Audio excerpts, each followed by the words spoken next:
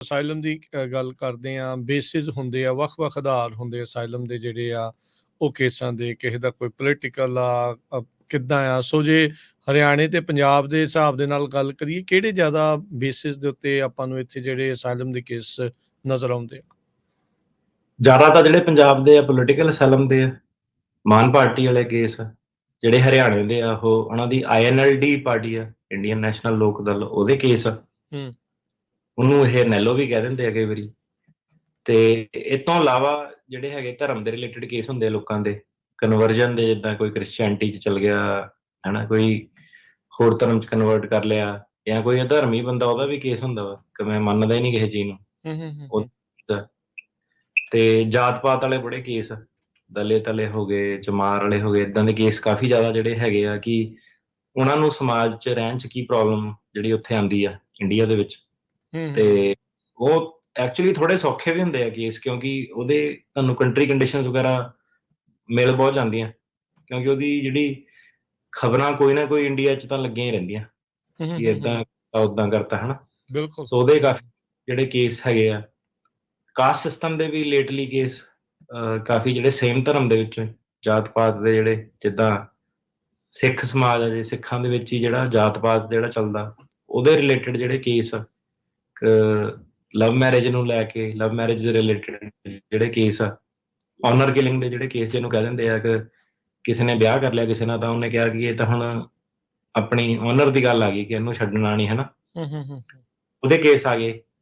ਤੇ ਇਹਦੇ ਵਿੱਚ ਉਦਾਂ ਇੱਕ ਕੇਸ ਆਪਾਂ ਕੀਤਾ ਸੀਗਾ, ਉਹਦੀ ਗੱਲ ਵੀ ਆਪਾਂ ਕੀਤੀ ਸੀਗੀ ਕਿ ਇਕਨੋਮਿਕ ਸਟੇਟਸ ਨੂੰ ਲੈ ਕੇ, ਕਿ ਉਹ ਕਹਿੰਦੇ ਸੀਗੇ ਸਰਕਾਰੀ ਵਕੀਲ ਨੇ ਮੁੱਦਾ ਚੱਕਿਆ ਸੀਗਾ, ਤੇ ਇਹਦੇ ਮੇਰੇ ਖਿਆਲ ਲੀਲਡ ਆਏ ਸੀਗੇ ਜੱਜ ਆਪਣੇ, ਠੀਕ ਹੈ। ਤੇ ਕਾਫੀ ਵਧੀਆ ਜਿਹੜੇ ਜੱਜ ਆ ਉਹਨਾਂ ਨੇ ਵੀ ਮਤਲਬ ਕਿਹਾ ਕਿ ਸੋਚ ਕੇ ਮੈਂ ਫੈਸਲਾ ਦਿੰਨੀ ਆ, ਮਹੀਨਾ ਕੁ ਲਾ ਕੇ ਦਿੱਤਾ ਸੀ ਫੈਸਲਾ। ਹੂੰ, ਹੂੰ, ਹੂੰ, ਹੂੰ। ਕਿ ਆਰਗੂਮੈਂਟ ਆਪਣੀ ਇਹ ਸੀਗੀ ਕਿ ਬੰਦਾ ਜਿਹੜਾ ਸੀਗਾ ਉਹਦੇ ਸੋਸ਼ਲ ਸਟੇਟਸ, ਕਿ ਉਹ ਹੇਠਲੇ ਵਰਗਾਂ ਚੋਂ ਸੀਗਾ, ਪੈਸੇ ਨਹੀਂ ਸੀਗੇ ਉਹਨਾਂ ਕੋਲ ਇੰਡੀਆ, ਤੇ ਜਿਹੜੇ ਕੁੜੀ ਦੇ ਘਰ ਵਾਲੇ ਸੀਗੇ ਉਹ ਤਕੜੇ ਸੀਗੇ, ਜਿਹੜਾ ਉੱਚੇ ਖਾਨਦਾਨ ਤੋਂ ਸੀਗੇ, ਤੇ ਉਹਦੇ ਕਰਕੇ ਉਹਨੂੰ ਭੱਜ ਕੇ, ਜੋ ਵੀ ਉਹਦਾ ਵਿਆਹ ਵੀ ਹੋਇਆ, ਤੇ ਉਹਨੂੰ ਅਪਣਾਇਆ ਨਹੀਂ ਉਹਨਾਂ ਨੇ, ਤੇ ਤੁੰਨ ਕੇ ਜਿਹਾ ਰੱਖਿਆ, ਸਿਸਟਮ ਆਪਣੇ ਹਿਸਾਬ ਨਾਲ ਚਲਾਉਂਦੇ ਸੀ, ਪਰੇਸ਼ਾਨੀਆਂ ਕਾਫੀ ਕਰਦੇ ਸੀਗੇ।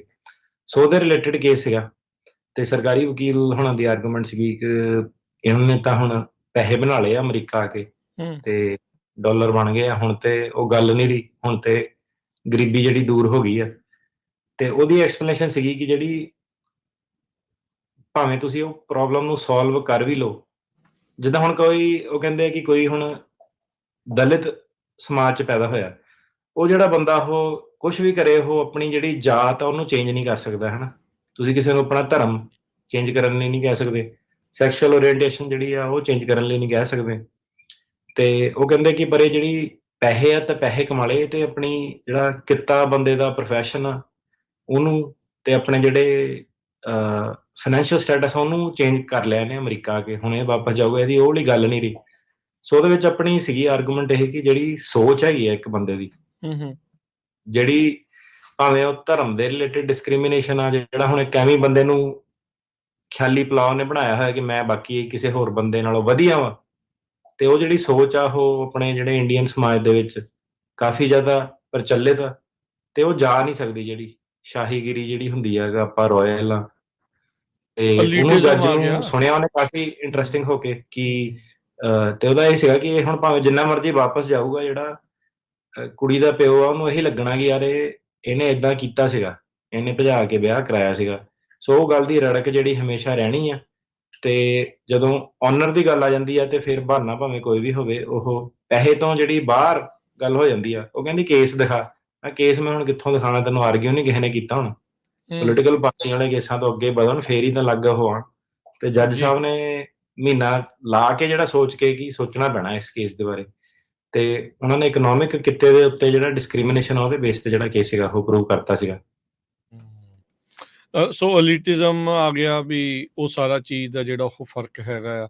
ਸੋ ਉਹ ਜਿਹੜੇ ਕੇਸ ਵੀ ਆ ਜਾਂਦੇ ਆ, ਉਹ ਵੀ ਜਿਹੜੇ ਤੁਸੀਂ ਦੇਖ ਰਹੇ ਹੈਗੇ ਆ। ਸੋ ਜਿੱਦਾਂ ਹੁਣ ਤੁਸੀਂ